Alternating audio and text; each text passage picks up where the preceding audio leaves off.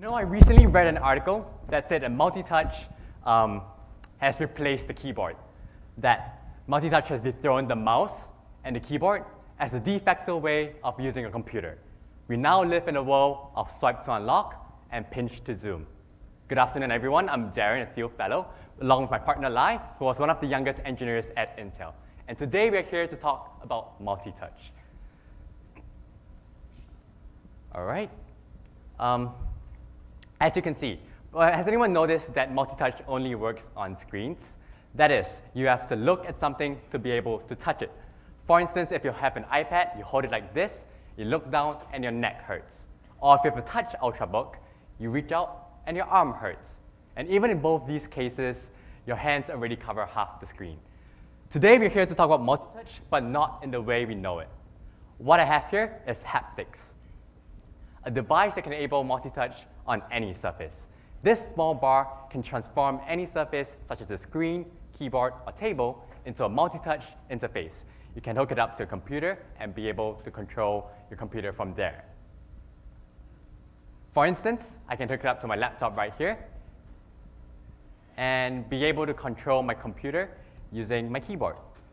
You can see here that the coordinates on the surface are perfectly aligned with the coordinates on the screen. So that if I touch on the right corner of the screen, right corner of the surface, my finger shows up on the right corner of the screen.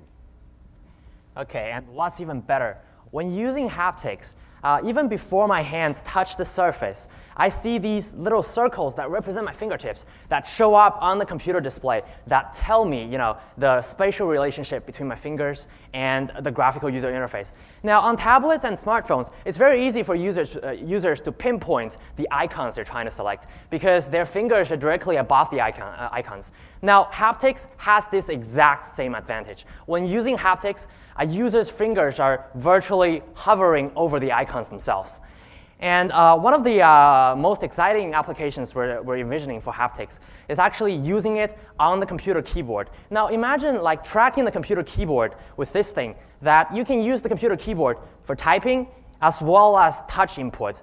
Your lazy hands will never have to leave the keyboard to reach for the mouse or the touchscreen ever again. And this is very, very comfortable and ergonomic. And of course, all the people who bash Windows 8 for its usability issues on non-touch computers, well, this isn't a problem anymore with Haptix because Haptix can transform every computer into a Windows 8 compatible touch computer. And of course, Haptix actually discerns between your keystrokes inputs and your touch input so that when you're actually typing, you won't get random touches all over the place. And you know what else this would be great for? Smart TVs.